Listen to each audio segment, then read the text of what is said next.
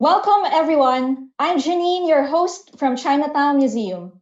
To celebrate Museums and Galleries Month, our live streams on Chinatown portals look into the different Chinatowns around the world. These virtual cultural trips are made possible by Bahay CHiNOY, Sugbu Chinese Heritage Museum, Museum of Chinese Australian History, Ateneo's Ricardo Leong Center for Chinese Studies, CHiNOY TV, and Lucky Chinatown Mall. Our first episode on Chinatown portals featured one of the oldest Chinatowns in the world, in Binondo, Manila, and Cebu. If you were not able to catch this on our live stream, please subscribe to our YouTube channel, Museums Matter, to learn more about this. Today, though, we will teleport all of you to Chinatown, London. We will discuss the interesting Chinese migrant history in Gerrard Street and the inevitable fusion of cultures, traditions, and cuisine. Please prepare. This is going to be a very interactive discussion where our speaker, Minji Shu, she curates a global online community for people to connect and share cultures. You could follow her also in Instagram at exploreculture.net. Born in mainland China, Minji lived in Hong Kong, Norway, the US, and now UK. She combines her background in business, Cambridge University, tourism for Airbnb London as a community leader, and online education to promote intercultural understanding. Please all welcome Minji. Hello, Hi, Minji. everyone. Hi, Miss Jia. Thank you very much for the introduction. And thank you for giving me this opportunity to share the history, culture, and fusion of London's Chinatown. I'm just going to show my screen on one side, if you can see. Our journey today, we will go through different chapters. It's going to be a very interactive experience. We will listen to stories about old and current Chinatowns in London, history, how Chinese immigrants came to UK and London. Then culture. How does different aspects of culture manifest itself in the center of London? And eventually fusion. How different cultures connect and combine to form the multicultural fabric of London's current modern city.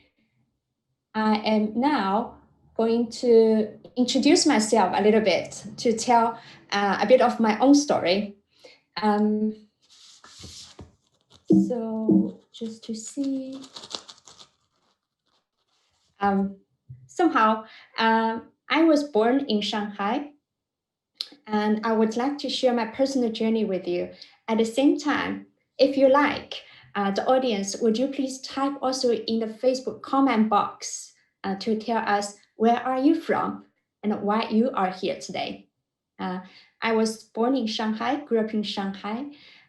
When I was in my 20s, I moved to London to work for a management consulting company. I enjoyed the city very much, but something was still missing. That's how I came to the UK to study a master's degree with Cambridge University. Because I always have this passion for online learning and online education, I moved into online learning to work for a UK-based online learning platform. When my parents came to Europe for my wedding, because I met my husband in London, I bought them some Airbnb experience to appreciate the culture. We had such a fun time, so that eventually I thought, okay, I can do something similar. So I used my online learning design skills to curate London's Chinatown in-person experience. With that, we hosted people from around the world to see a culture within a culture in London. Of course, this year we all know what happened, COVID-19 strike. This is when I started to move my in-person tour from offline to online. And with that, we can continue to do the cultural exploration and meet people, just like today, what we do, to interact with people from different parts of the world, to explore culture together. So this is a little bit of my personal journey of why am I here and where I am from. I'm seeing people giving comments as well of your background, why you are here today. Now I'd like to start our culture journey into London's Chinatown. If you have been to London, would you please type in a comment box, yes, so I can see how many of you have been to London before.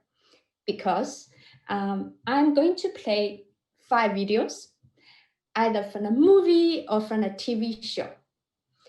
4 of them were made in London, except one. I'm gonna show this video, 5 of them. You can have a watch and take a guess which one was not filmed in London. That help us to kind of set up the scene to bring you to the London city.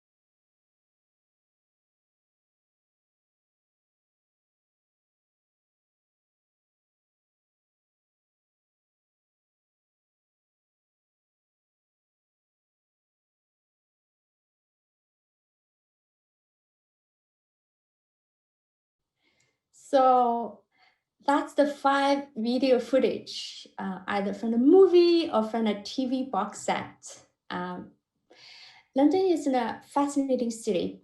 Every single day, there are 240 different languages being spoken in the same city.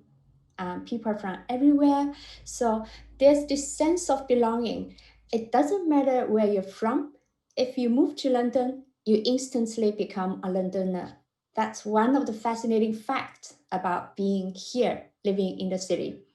Of course, there's Chinatown in the center of London, but at the same time, you have little Indian, little Turkey, little Italy, little Poland. So people can kind of having a little bit of taste of everything in this cosmopolitan city. That's a few fascinating facts about London. I played Harry Potter, Downton Abbey, Notting Hill, Paddington, and Spider-Man. So I'm gonna review the answer. Harry Potter, that particular platform when all the kids are gonna take the train to the magic school. It's a real platform called King's Cross train station in London. So that one was filmed in London. Downton Abbey. Downton Abbey is a story about an upper-class British family with their downstairs servants, their whole family stories during the First World War. If you like British Victorian times, TV drama, classic drama, that's in a fantastic TV box set. However, it was not filmed in London. It's filmed in a castle, manor house nearby London. It's a very British story, but it's not a London story. Then Notting Hill, that's in a market in London. Paddington Bear is about a bear from Peru who eventually found his home and his family in London. It's a very London story. Spider-Man, the last one, Far From Home. It was filmed in London. As you can see, we have the black cabs, black taxi in London. So I hope this interactive activity kind of bringing you to the city where I live now. Next, Chinatown. I'm going to show you different photos of Chinatown. On the Earth, we have 7 continents. 6 continents have Chinatown except Antarctic, because it's minus 60 degrees Celsius in Antarctic. It will be too cold to have a Chinatown over there. So I'm going to show you 3 different photos. You can have a guess. If you know which city is this Chinatown, again, you can type in a comment box and tell us. The first one. So if you have been to New York and you remember the kind of Chinese stairs in New York City, this is New York's Chinatown. And Big Wang restaurant is kind of famous for New Yorkers to go and try Chinese cuisine. Second one, this is a rather bizarre Chinatown. It's the world's biggest underground Chinatown. In order to visit this Chinatown, to see how the immigrants lived and worked, you have to go down the stairs to visit the basement. And this is in Mexico. So today, if you want to visit the biggest underground Chinatown in the world, visit the city Mexicali in Mexico. That's where you see how Chinese lived under the tunnel. When you visit the city and join the tour, you will understand, you will discover why people did that tunnel, why people choose to live in the dark underground world. This one, again, we can somehow get some hints from the car. It's Cuba, Havana's Chinatown. At this point, you might wonder, how come there are so many Chinatowns even in a place like Cuba? And hopefully I'll give you a quick global context for you to understand why does that happen. Now, I'm taking you to, so yeah, it's true, Chinatown can be seen in every part of the world. This is London's Chinatown. As you can see from the Union Jack flag and the British pub behind it, I do hope when you visit London, you are going to visit Chinatown in London in the center of the city. It's not very big. It's kind of made of a few streets, but it does create a very unique atmosphere in the center of a cosmopolitan city. This is a rather fun activity. I've recorded different sounds. I collected different audio files for different times in London's Chinatown, either in the restaurants or during Chinese New Year, or in the morning or in the evenings. I'm gonna let the audience today to choose. I will trust Miss Jia, and Miss Jia, I will let you read which time slot people want to choose to listen to the tapes. So audience, if you type which time slot you would like to listen, to understand, to be immersed in London's Chinatown, do type in the Facebook comment box. Miss Jia will make a final decision which time slot we're gonna go. Morning is very interesting because I don't know if you have been to any Chinatown during morning time. London's Chinatown is very, very quiet in the morning. Is the sound more about cooking? More about cooking, is that right? So we will have an experience later on. So I'll let you choose evening. Do you want to listen to evening, what's happening there, or the morning, or do you want to listen to the sounds when? All right, we have a commenter here who wrote they want to listen to the New Year sound. Okay, I am going to play for you.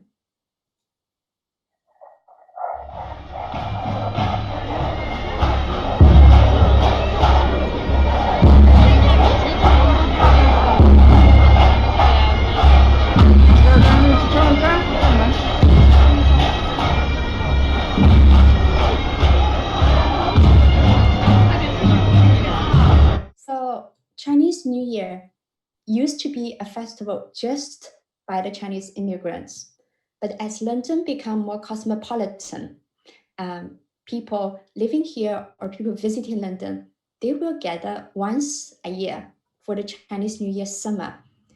They will stand shoulder by shoulder to watch the dragon procession, the dragon dance, lion dance. That particular music you hear, however, is Scottish. It's the Scottish bagpipe music. However, it's very celebrative. This shows the perfect example of how different cultures melt together and integrate with each other. It also shows when it comes to music and art, maybe sometimes they are not divided by where we are from and which language we speak. So, Ms. Jai, I'd like to ask though, the sound of the Scottish bagpipes also have the dragon dance. There's a dragon dance also there. But it's really a fusion, right? Yes, it's really a combination of cultures. So if you come around Chinese New Year, this is the event you do not want to miss. Ms. Jia, do you want to choose another slot or should we continue? There are also a number of viewers who would like to hear the sound of morning. And then the next one is evening. Yeah. That's a very interesting choice. Morning first.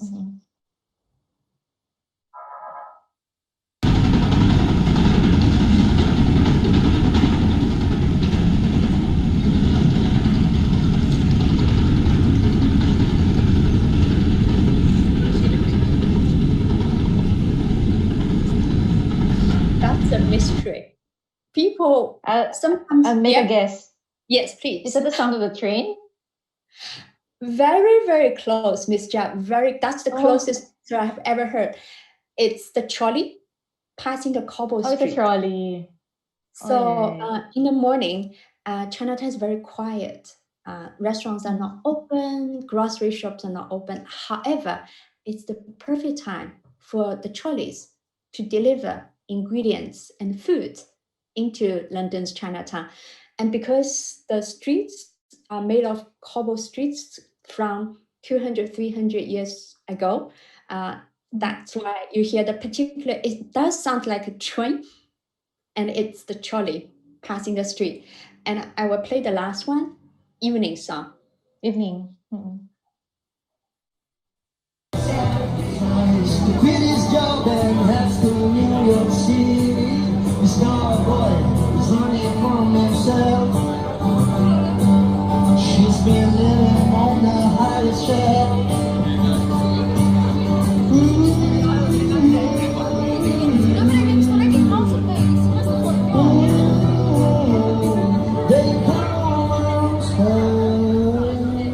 So London's Chinatown in the evening, it's not very Chinese anymore because Chinatown is surrounded by theaters and clubs in London. And it's a perfect hub for nightlife. People will come to watch the shows and go to the theaters, but they will have dinner afterwards and then stroll around Chinatown because London's Chinatown in the evening become the open air theaters. So artists, singers, and dancers, they will occupy their own space and territory. If it's summer, if it's spring, the weather is nice and sunny, you can spend hours just walking around London's Chinatown and enjoy all these different art forms. So eventually, in the evening, Chinatown becomes the hub for nightlife. So I hope these activities about London and about Chinatown around the world and about Chinatown in London kind of help us to be immersed in London's Chinatown today, present. Now, I am gonna move my slide to talk about the second chapter, history, how Chinese immigrants came to UK and London. But of course, no Chinatown experience will be complete without food and drinks. So for this 1 hour journey, we are going to have a little bit of breakfast, lunch, and dinner. Before the history chapter, I would like to take you to a pancake shop in London's Chinatown to have some authentic Chinese breakfast.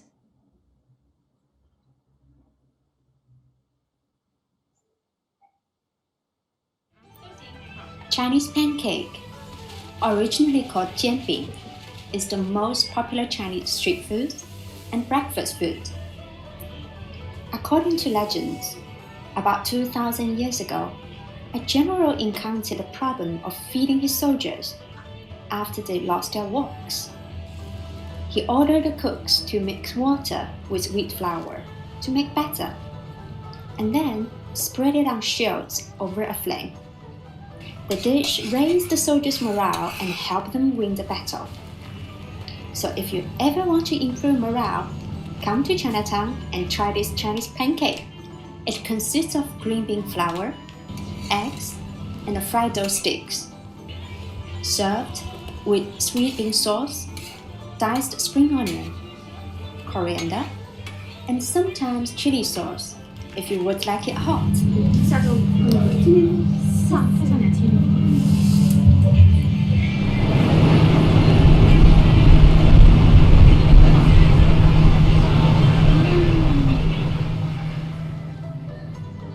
So I hope this gives you a little bit of appetite and some energy before we move on to history. For history, I would like to show you very quickly a global context. We need to travel back our time to around mid-19th century when the first global Chinese immigration took place. I have this map over here with different flags.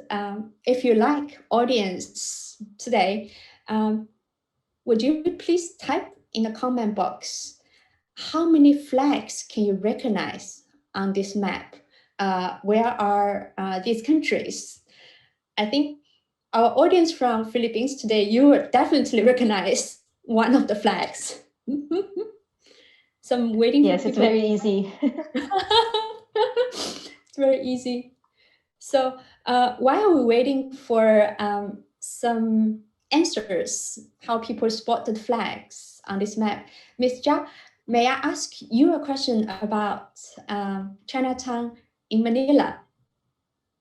Mhm. Yes. What do you think is the most unique thing about Chinatown in Manila from your experience curating Chinatown Museum over there? I think it's that it's where people go to buy wholesale items. So unlike in Chinatown, London, where it's usually busy also at night, Chinatown, Manila is silent at night. But in the morning, like very early in the morning, people would go there and it's traffic already. And parking is really expensive because it's hard to park. It's filled with people. This is pre-COVID when there wasn't any pandemic. It was so full of people that especially now during the Burr months, we have September, October, November up to December, where people would flock to Binondo just because they will be buying items in time for Christmas. Right. Wow. So I think when I'm talking about wholesale, they really buy in bulk. So usually they park in Lucky Chinatown Mall or in the other malls around, and then they go spend their money. Well, I wish I could do Christmas shopping in Binondo, Manila's Chinatown. It always Yes. fascinates me to compare notes from Mhm. different Chinatowns around the world to see what they share in common and how they differ. Wow, people That's spotted true. different flags. Very well done. I'm going to review the answers for this kind of first way. Flag. I could help you. Yes, please. After the Philippines, we have the one with the red dot, that's Japan. Absolutely Below right. that is Australia. And then Wow. it's Singapore, right? Yes. We are moving from right to left. And then Is that Africa? I'm not sure. Is it Very the true. next one? Well done. It's it's South Africa. Bravo. And then it's Mexico. No, it's London. It's London in the middle. Yes. That's Great Britain. Great Britain. Fantastic. You're almost. And then 100%. Mexico. Peru. Is that Mexico? Peru? Oh, it's Peru. Yes. All right. And of course, you have US. Yes. Specifically in San Francisco. Absolutely. You are not only the queen of Chinatown museums, but also queen of national flags. Congratulations. I just got lucky. Indeed, an expert in flags. As I mentioned before, we've got Chinatowns very proudly in 6 different continents. For this particular word flag, there's something very interesting about details. Number 1 is the size of flags represents the size of Chinese immigrants at the time. So we've seen a huge USA flag because there were already a lot of immigrants in California, San Francisco. But the flag for UK, Britain, is very tiny because Chinese immigrants at the time in UK was very minimal, a very small number. And also for each flag, there's a little icon, kind of emoji at the bottom. That actually shows why Chinese moved there. We will start from the right again. Japan and the Philippines. Chinese went there actually long time ago. That's why actually I always tell my audience, maybe I'm right, maybe I'm wrong. Philippines has one of the oldest Chinatowns in the world because the tradesmen, businessmen went there early on to do international trading and they kind of settled. Singapore, I put in a woman's head underneath it.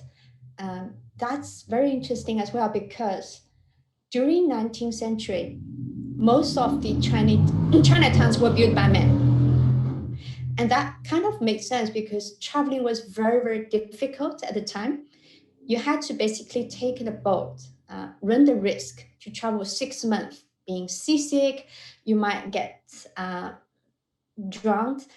So men would take the risk, but Singapore was kind of an exception because Singapore's Chinatown was partially built by women. They went there to take on a particular career, carry fresh water. And hopefully one day when we invite somebody from Singapore's Chinatown, we will hear the full story behind.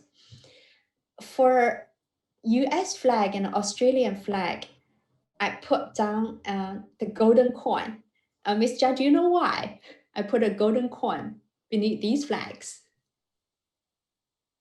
From what I remember, it's because they went there because of the gold rush. Yes, absolutely right. Sure. Yeah, absolutely right. Well done. So in mid-19th century, California discovered gold. So 100,000 Chinese rushed there to pursue this gold dream because they thought, okay, we're going to take the boat, we're going to suffer a lot, but when we get there, what's in front of us is a golden mountain. That's why San Francisco in Chinese means Old Golden Mountain.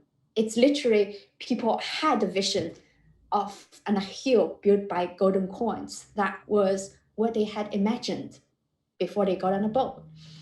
But San Francisco is called Old Golden Mountain because a year later, Australians discovered gold. So very soon, Victoria State in Australia became the new Golden Mountain. That explains the coins beneath these flags. But why Africa? Why Peru? That's because in these countries, there used to be slaves during 19th century. But over time, slavery was being abolished. All the slaves all the sugar plantations, coffee plantations, and diamond miners, they used to have free labor, slaves, but suddenly there was none because over time, slavery was being canceled. All these owners, they needed cheap labor. So the alternative was they started to import laborers from China and India. These were the early immigrants who gradually built little Indian and little Chinatowns in Africa continent and Central America continent, South America continent. So that's the very, very brief story behind it. However, I would have to say 90% of the Chinese immigrants moved to these hosting countries voluntarily because conditions in their home country were too terrible. If they had stayed, they might die from starvation or domestic war. So that's the risk they were willing to take. Travel on a boat for 6 months, 1 year, to go to a very strange country where they don't speak the language, they don't have any social network.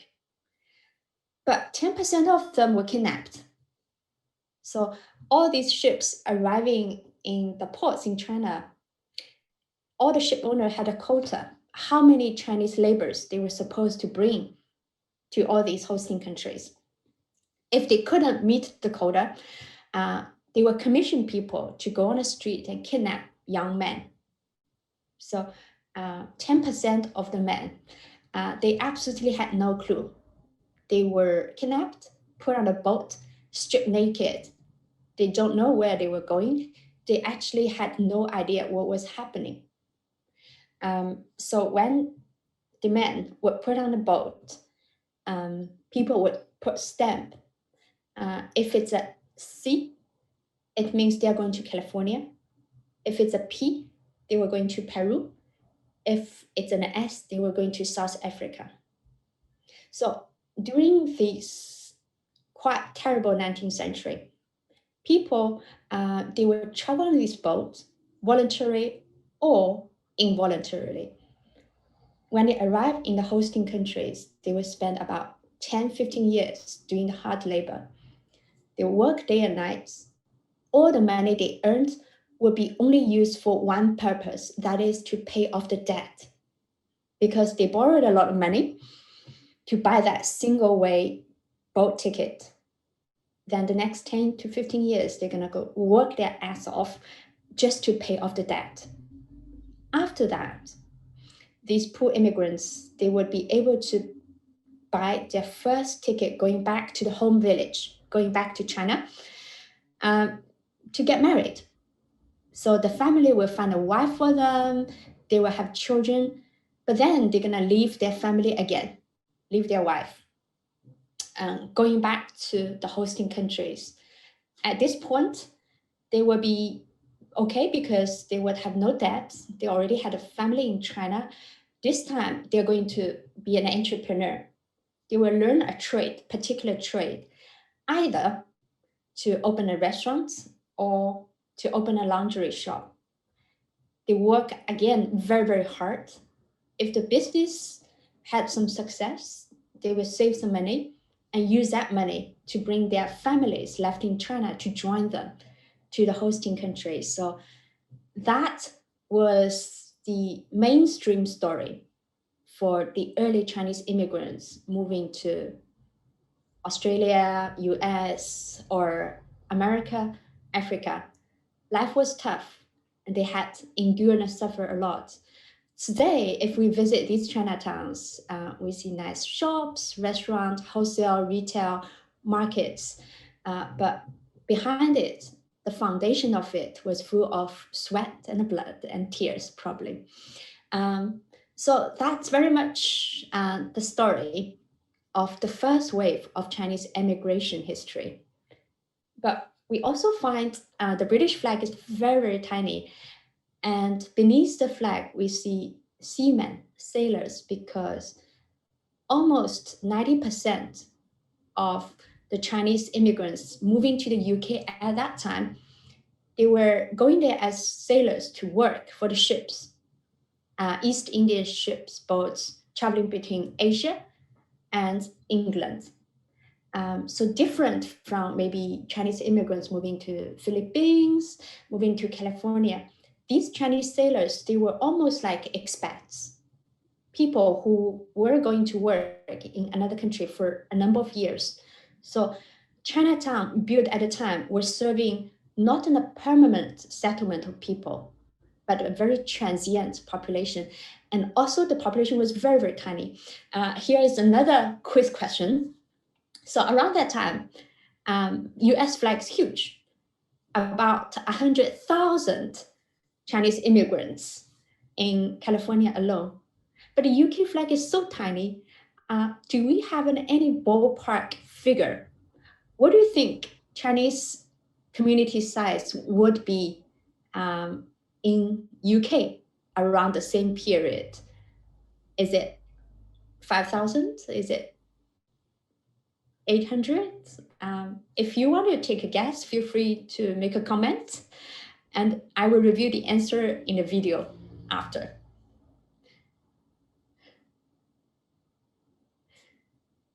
So I am going to review.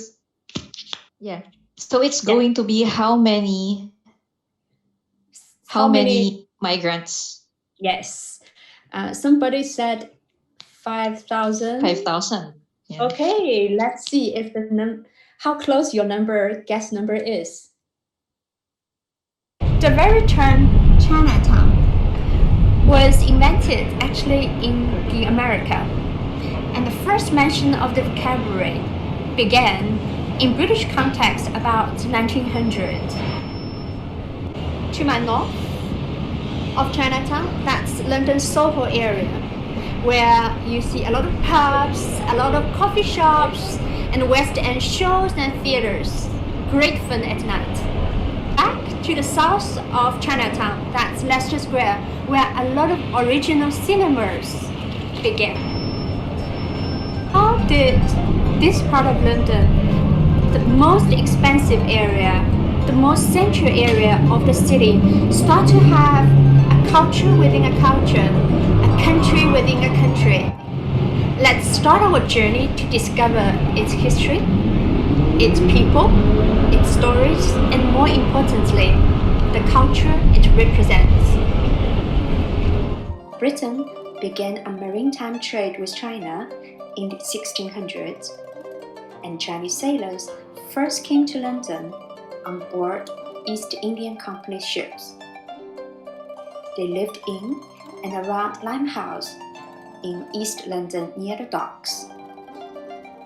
By 1900, the Chinese dock community in London numbered over 500. They had begun to open laundries and restaurants. Then, the Second World War changed the community. During the war, the bombing of London's East End caused so much damage to the Limehouse community that it had to relocate somewhere else.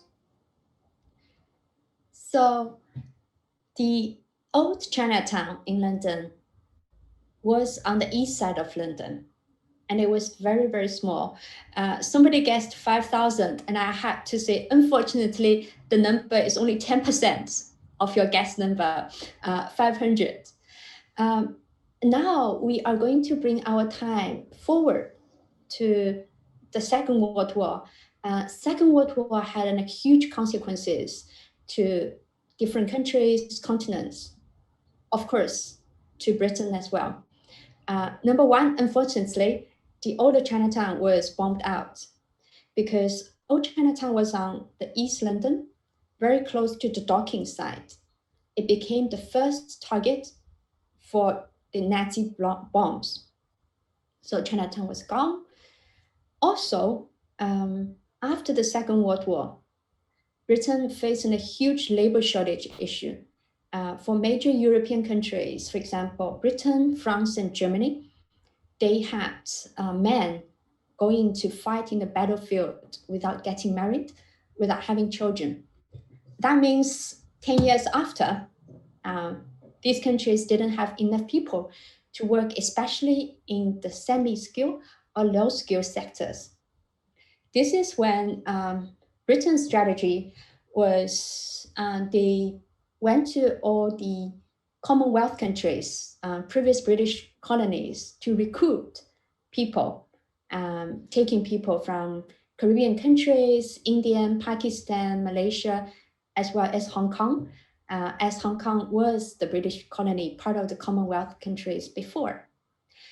So the second wave of massive Chinese immigration came as a result of the Second World War.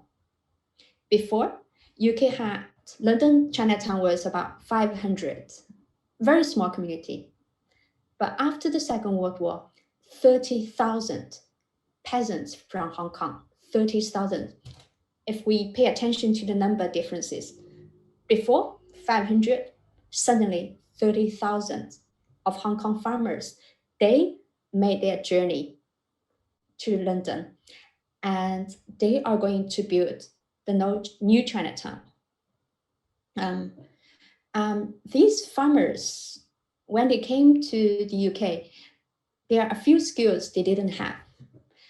They didn't know British society that well.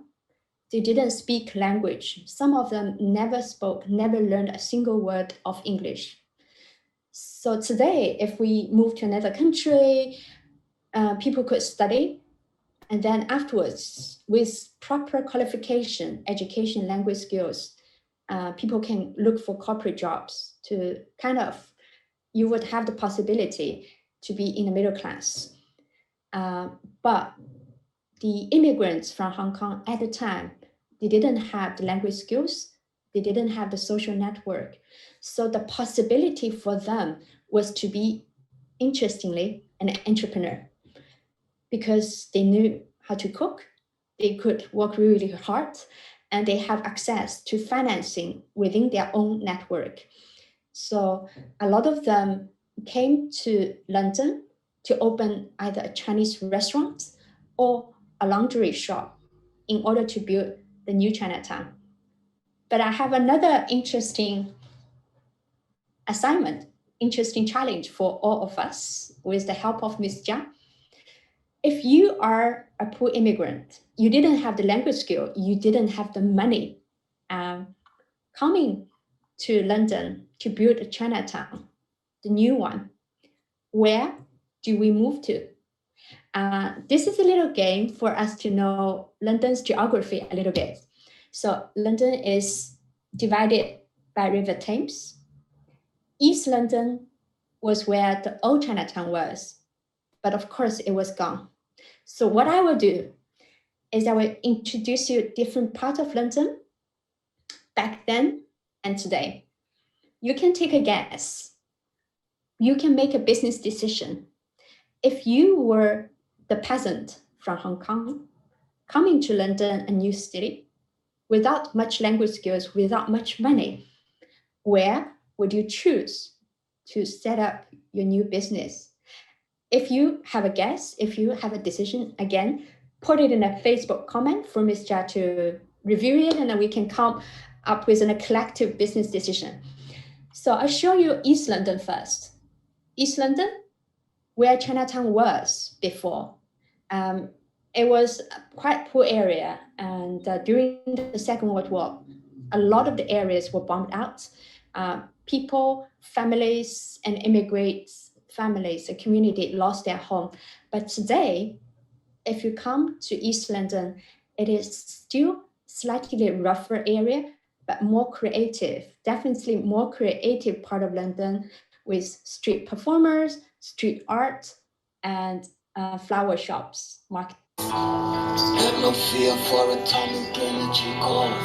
None of them can stop the time. How long shall they kill our prophets? Must we stand aside and look? Since it's just a part of it, we've got to fulfill the books.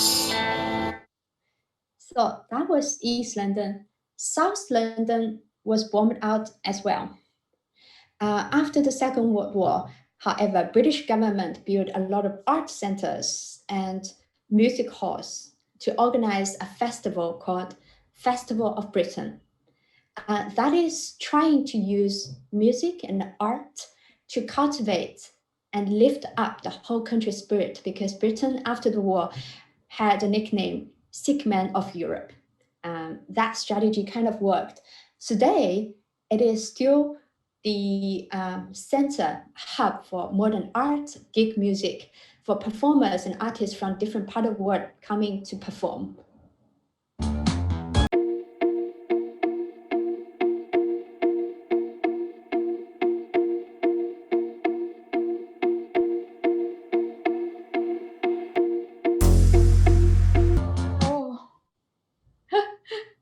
So West London, it's always lived by the rich and the wealthy. So this is one of the richest area of London. That means rent is expensive. But also, in my view, 3 of the best museums in the UK: Museum of Design, Museum of Science, Museum of Natural History. All these wonderful knowledge base about how our earth was formed, how humans cultivate art and design, how we develop science. All these museums are in the west of London. They are all free. So if you come to visit London, make sure you take advantage to enjoy the best knowledge base of human civilization without costing you a penny. So that's West London. North London, there's a domestic river to connect with River Thames. It was used for transportation before, but now it's converted into a residential area. You can live on a boat there. It's also converted into a place for rock music, hip hop music, vintage shopping, and a lot of food, street food market.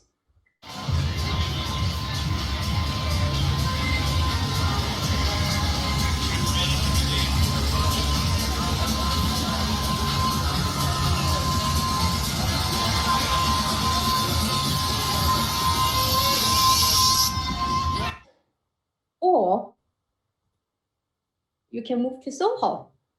Soho, it's in the center of the city, surrounded by theaters and nightclubs and pubs, coffee shops. Soho also had a long-term reputation for being London's red light district. There were a lot of brothels, a lot of prostitutes, a lot of underground crimes and drug dealing.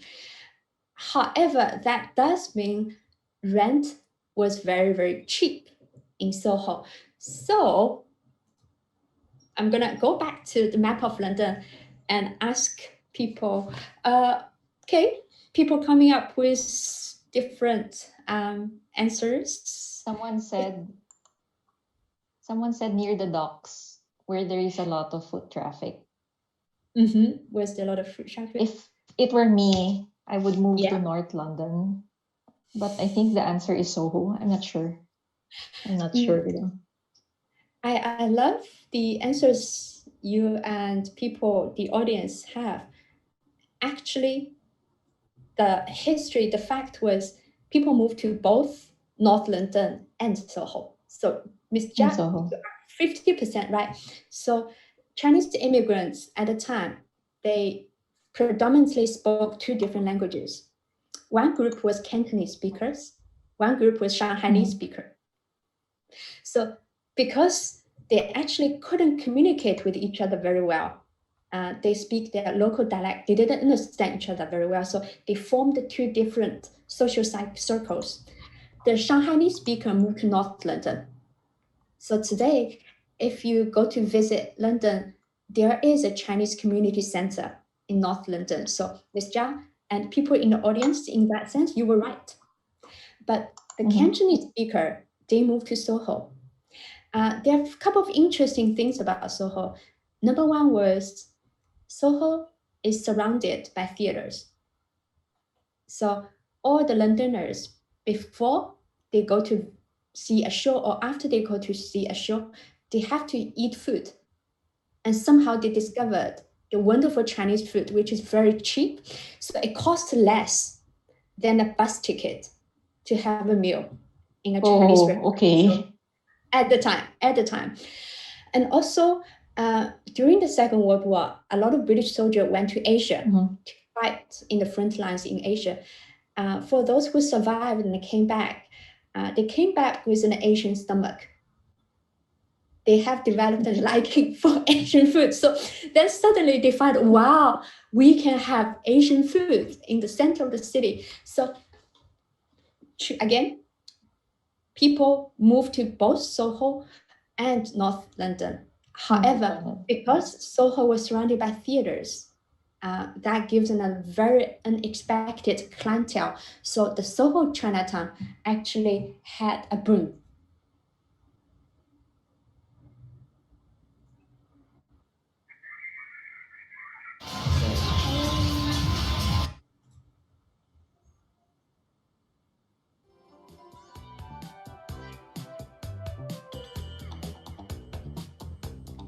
People look at London Soho. Soho at the time had a reputation for three things: prostitutes, drug dealers, and drunk people. But it also meant rent was very cheap. So the first restaurants were set up there. They gained success, more joined. Then came grocery shops, hair salons, accounting firms, printing shops. So Chinatown re-emerged again. 即係異鄉遊子，你突然間見到啲familiar faces 咧，啲中國人面孔咧，你會開心㗎。即係嗰種感覺係要你突然之間抌咗你入一處好陌生嘅地方。 然後你會見到一大紮你自己即係好熟悉嘅面孔，雖然你唔識佢哋，但係你見到佢哋，你都覺得好親熱、好開心咁樣嗰種感覺。I think the other thing that's really, from my point of view, being a mixed race. So my mother's English, my father's Chinese. So I think what's lovely about Chinatown now is it's very accessible to everybody, and I don't think that was always the case. Certainly not when I was a child. I think it was actually inaccessible unless you were well travelled and very confident and perhaps spoke Mandarin, you know, or Cantonese. Actually, Cantonese much more in those days. I think that it was quite a terrifying and daunting experience to come into Chinatown. Whereas now, if you just look at Chinese New Year, so when I was a kid, again, it was all Chinese people. You know, you'd see, I'd probably be the only Western face, part Western face. Now, it's a festival for everybody. It's the first festival in the calendar year that everybody wants to celebrate. And I think that's lovely. So that was, oh, I love the dog. That's the history part of London's old Chinatown and London's current Chinatown. I hope that gives us some contextual background of how Chinese came to the UK and how they came and settled in London at two different time periods. Now we are going to discover the culture chapter because we are all Asians. We share some cultural similarities. With this culture chapter, I'm going to take us to two places. One place for food. Let's have some lunch in a dumpling house. And also, we're going to take a quick look of a souvenir shop and a tea shop to do some cultural comparison. First, let's have some dumplings.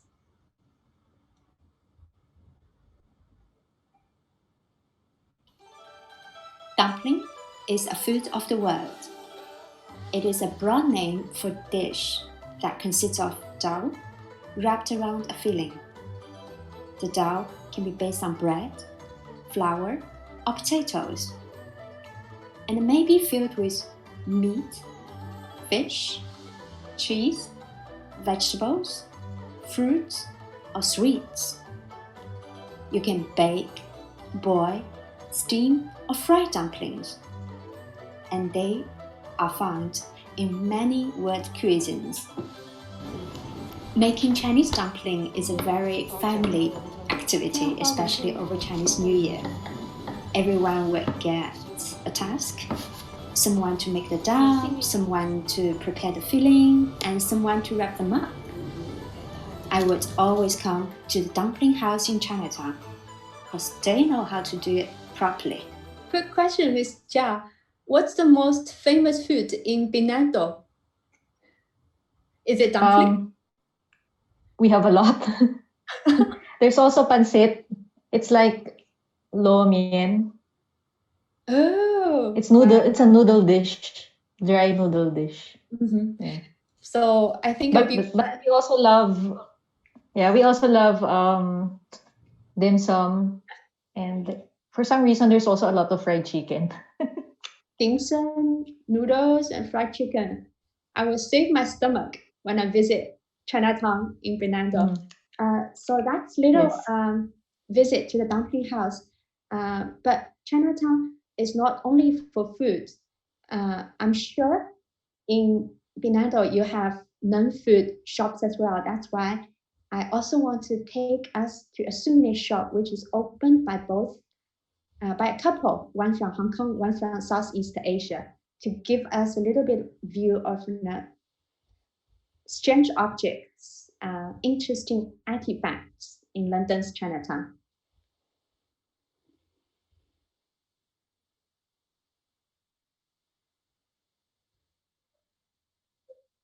There are many restaurants in London's Chinatown, but a couple from Southeast Asia and Hong Kong wanted to offer something different, something cultural. They opened a souvenir shop. People come here to buy gifts and decorations, to celebrate Chinese New Year's and weddings. The shop has been here when there was still a pagoda and a fish market, which are long gone now. With rising rent and the current coronavirus crisis, there is a question mark how long this shop can last. So that was a very quick trip for us to visit a souvenir shop. Usually with my guests for my online Chinatown experience, I will show them strange things, some unique objects I took in that shop for people to take a guess. Somehow maybe these objects will be familiar to you guys. So I am now going to show you an interesting object contrast. I don't know if it's gonna be good for the view. This is my teacup. And this is my husband's teacup, an English teacup. So one of them maybe is not odd enough, but putting these two together really shows the cultural differences between Chinese tea making versus British English tea making.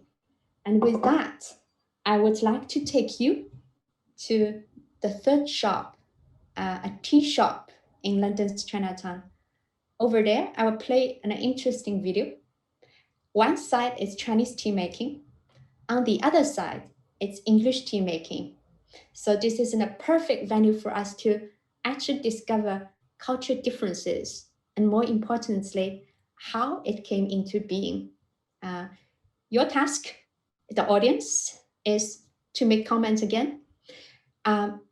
You can try to spot as many differences as possible. If you're a tea lover, or even you're not a tea lover, but probably you have drank tea once in your life.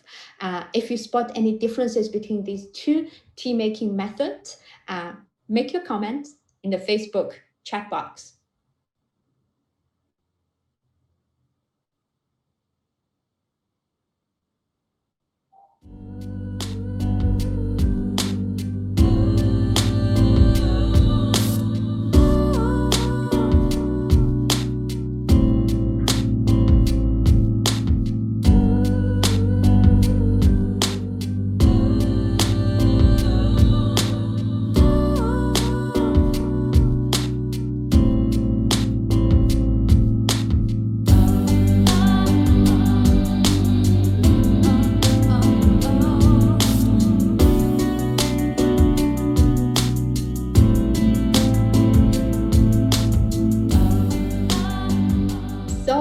While we are waiting, people type away the discoveries of the tea making differences.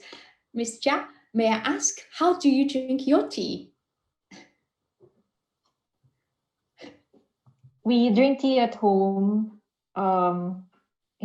We also have a teapot like that. But interestingly, for Binondo, we do have a chocolate factory. So that's connected to how the Mexicans during the Spanish colonial period brought in chocolate. That's fantastic. I Yeah. can go to It's very your- different. It's very different from other Chinatowns because of the tablea. So we call it tablea. And up to now, we do still have that. It's a tablea roll. It's a chocolate roll. So when we were doing the curatorial design for Chinatown Museum, we found out that the Chinese in Binondo are more chocolate drinkers, hot chocolate drinkers rather than tea drinkers. There. I wouldn't Interesting, mind huh? moving to your Chinatown because I'm a chocolate lover. I can totally give up the tea here and move to your chocolate shop. Oh, I love this Yeah. story. So, for Chinese tea, actually, there's no milk and sugar. But for English tea making, milk, most possibly. It used to be always with sugar, but nowadays sometimes some people put sugar, some people don't. I'm gonna tell one story behind how this came into being. When British first discovered tea, they went crazy. They had a huge demand because this is the first time they realized I can drink something without getting drunk. They loved the tea. So they start to bring tea back from China to England. But at the time, it took very long for the ship to complete the journey. When these tea were in China, they were actually green tea, not very bitter. But because the boat had to travel 6 months on the sea, inevitably, something happened to the tea during the journey. Oxygen went into it. Tea was oxidized. When this tea arrived in England, all these people, shops, they unpacked the tea because there was no internet. People didn't know tea had already changed. When they opened the boxes and the packs, they found black tea, very bitter. So English tea people thought, okay, Chinese people are very weird. They drink such a bitter thing. We're gonna change. So they start to add sugar to compensate the bitter taste. At the time, British were also making their own cups, but their teamwork technique making wasn't mature enough. So that means the quality wasn't guaranteed. Many people, when they start to pour boiling water to make tea, they find there will always be cracks. As long as they make Chinese tea, always cracks in this cup. In order to prevent the damage, there was one solution. British people started to pour in milk first to lower the temperature. Therefore, it's the same product, same tea, but because they moved to a new location, new social environment, new context, new climate, tea had changed. It was still the same thing, but making of it had to adapt to local environment. And I guess that's very much the story about any Chinatowns, the Chinatown in Binondo and the Chinatown in London. When one culture traveled from the home country to the hosting country, we inevitably had to adapt to be flexible in order to integrate and accommodate the local environment. That's why the next chapter, we are going to talk about fusion, because it's different cultures when they face each other, when they integrate and connect and combine, some original, ingenious, creative ideas came about. That is the beauty and magic of fusion. So for the fusion part, I'm going to take you for a fusion street food restaurant first, to have a little bit of bun and noodle. It was designed by a couple who wanted to modernize Chinese food, who wanted to make Chinese food experience accessible to everyone. So that's how we're going to open the chapter of fusion.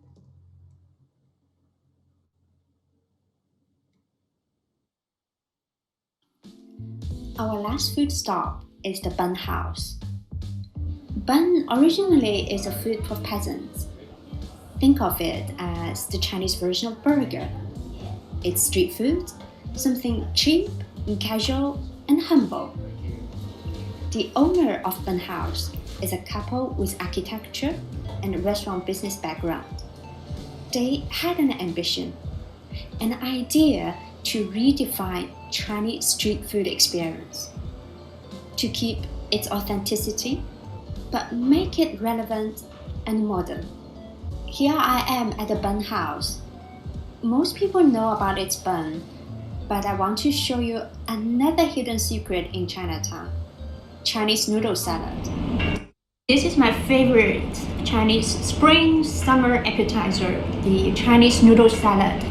It's made of vermicelli, cucumber, coriander, a little bit of peanut, and some chili sauce. I'm gonna have a go.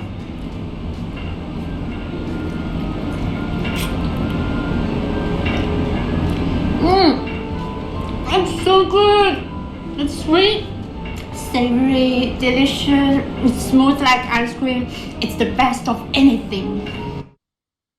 In the 1980s, 3 gates demarcated Soho's Chinatown. In 2016, a new Chinatown gate was opened. On one side, it says "Prosperity to Britain." On the other, it writes "Peace to China." Today, Chinatown stands in the heart of London, surrounded by art and entertainment. Soho, a hub for nightlife and creativity, is at its north. At its south stood 2 national art museums. To its west, people go for West End shows and theaters. To its east, street artists perform at Covent Garden. It is in a rectangular shape, which takes about 15 minutes to walk about. Working together with City of Westminster Council, day by day, Chinatown became cleaner, safer, and friendlier. Streets became pedestrian. Restaurants put out menu boards displaying each food item's name in Chinese and English, together with its price and picture. Brick walls were replaced by window walls to increase visibility of the dining areas and kitchen areas. Still with its distinctive features of being Chinese, the boundary of London's Chinatown is blurring. Walking on the street, one finds jazz band performers, Indian dancers, Japanese dessert, bubble tea, and Chinese cocktails. These new tastes, sights, and scents are refreshing people's conventional notion what Chinatown is like. Chinatown is changing. It moves from the authentic, traditional part into a more modern and more Instagram take for Chinatown.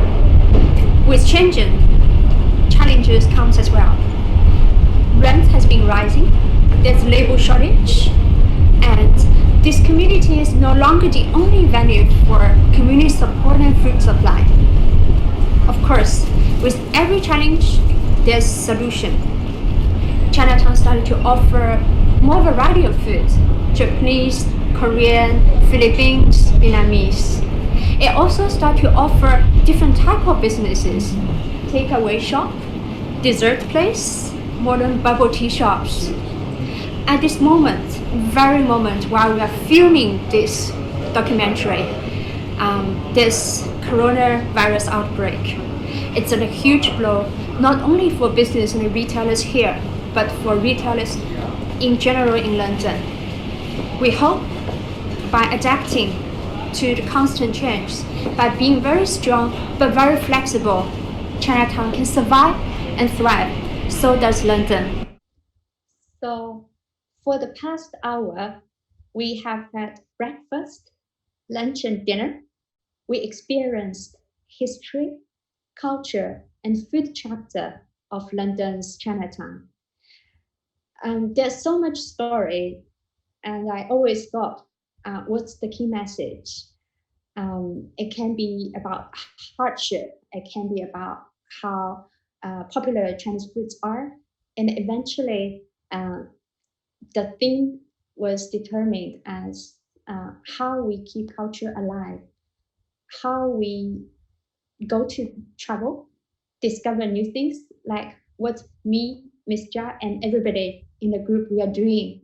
Even today, we can't travel freely. We are still using the online format, streaming and Facebook to continue our exploration. But the purpose of that discovery, it is to bring our knowledge and learning back to redefine our own roots, our own culture.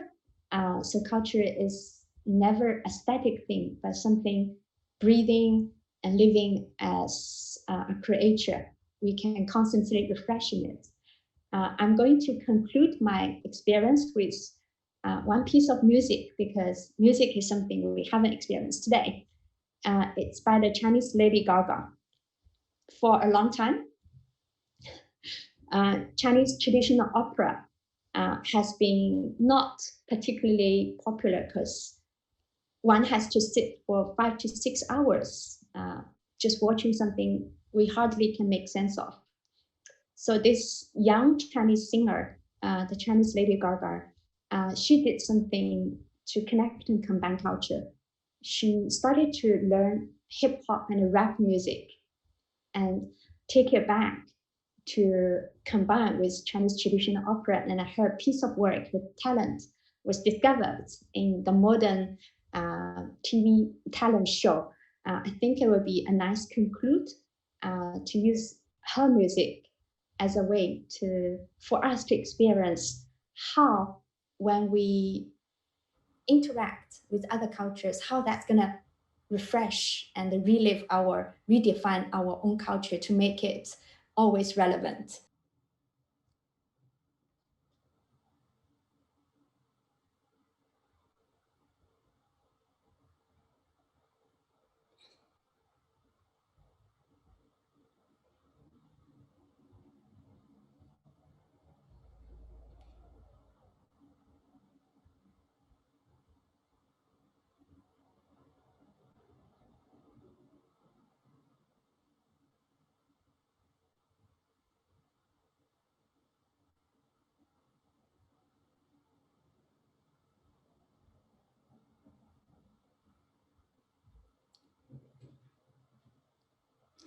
Thank you so much, everyone, for being part of the experience. Thank you so much, Chinatown Museum and Miss Jia, for having me, to give me this opportunity to share London's Chinatown. Now, the floor is back to you, Miss Jia. We love it. Thank you, Minji. When this pandemic is over, we hope to have the time to fly all the way to London, and then we could really do a physical tour of Chinatown, London, from all of the exits and the gates, so that at least we could see Soho and North London.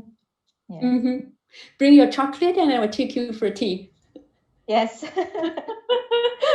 I shared in the comment section below, if you love Minji's talk, please leave a review at bit.ly Chinatown virtual experience. Please give us the stars so that Minji could also see it. Also, we're inviting you to check out exploreculture.net. Yes. All right. We are also going to, thank you, Minji. We're also going to share with you our social media links. Please follow at Chinatown Museum and at our Instagram. We also have our YouTube channel called Museums Matter. So most of our online content, especially our live streams, are all placed in Museums Matter. Please subscribe to that. Next week, we are going to Chinatown, Melbourne with Dr. Ethel Villafranca. She is with the Museum of Chinese and Australian History back at Melbourne. So that's at 2 p.m.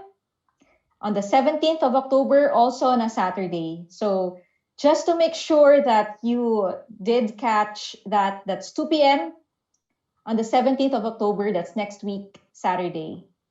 See you then. Bye, everyone.